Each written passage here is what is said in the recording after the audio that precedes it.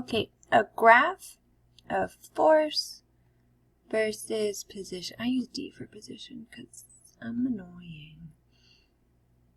Travels a horizontal distance.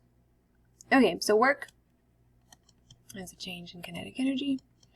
Work is also force times distance, which on this graph means area.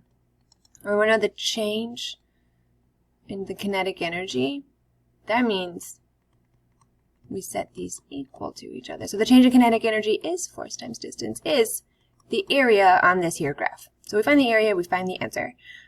Sometimes I like to ask, like, what's the change in kinetic energy from 0 to 2D? So be sure you read it of the object, so the whole time. So this is, the area is FD.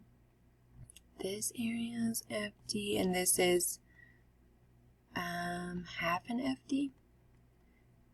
This is another FD, and this is another FD. So 1, 2, 3, 4.5 FDs.